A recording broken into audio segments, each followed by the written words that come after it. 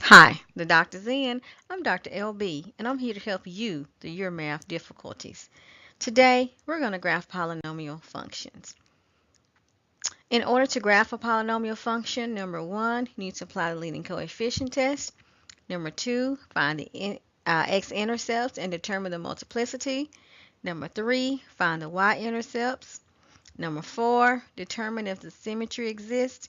And number five, use turning points to check. So let's dig right in and look at an example. We have f of x equals x cubed plus x squared minus 4x minus 4. So let's apply the leading coefficient test. So in this case, our degree is odd, our a sub n is positive, so this graph rises right and falls left.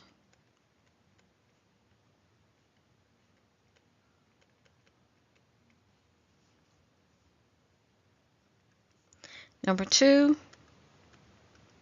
let's find our x-intercepts. So we need to factor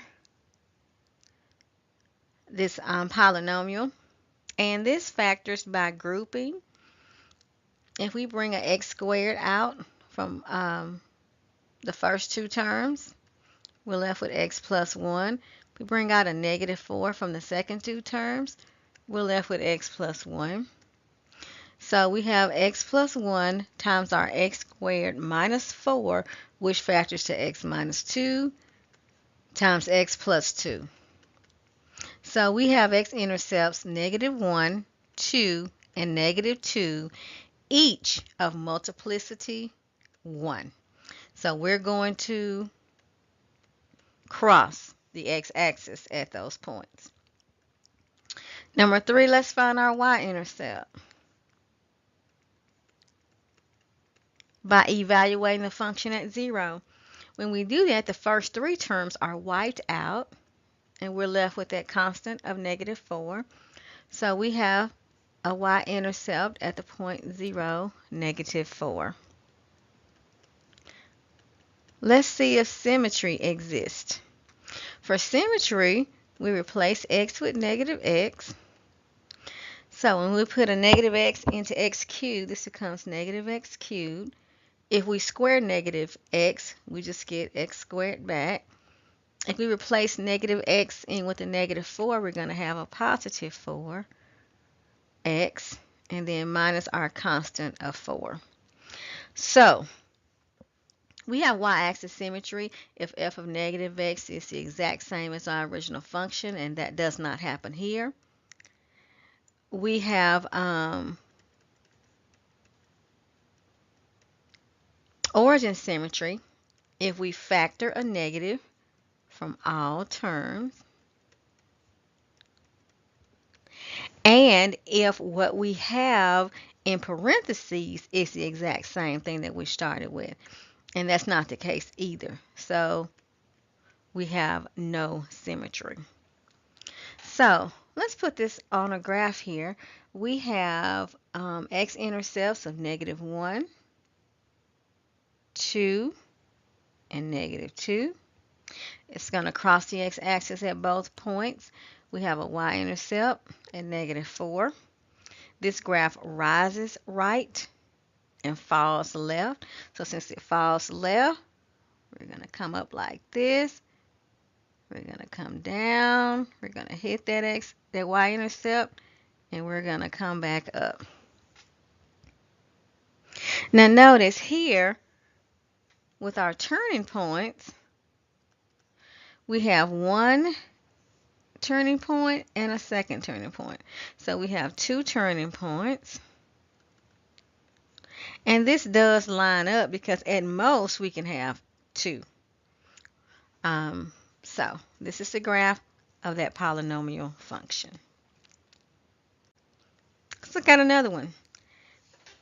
We have f of x equals negative x to the fourth plus 4x squared. So number one, let's apply the leading coefficient test. Our n is 4. Our a sub n is negative. So this graph is going to fall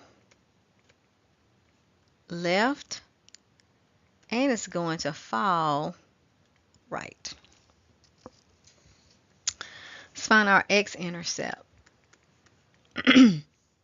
So if we set this equal to 0, we notice that there's a greatest common factor. Let's bring out a negative x squared.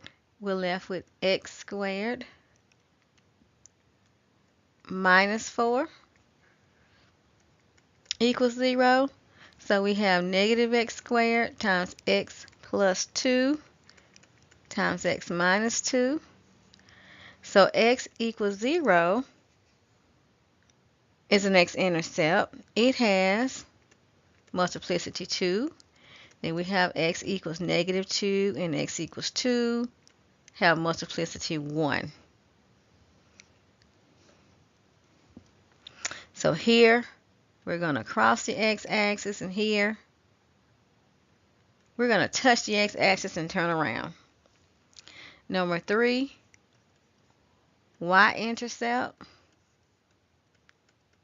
We get by evaluating f at 0. Well, if I put x equals 0 into everything, then everything wipes out, so I have 0. So the origin 0, 0 is a y-intercept. Let's see if we have symmetry. Let's replace x with negative x. If I put negative x into x to the 4th, then it's still going to be x to the 4th, but I have to attach that negative that's already there. And if I put negative x and square it, it's going to be just x squared. So when I put in negative x, I get the exact same thing I started back with. So this has y-axis symmetry. Okay, so we have x equals 0, has multiplicity 2, so we're going to touch it and turn around at that point. We have negative 2 and 2 as x-intercepts. The y-intercept is also 0, 0. So this graph falls to the left and falls to the right. So the graph is going to look something like this.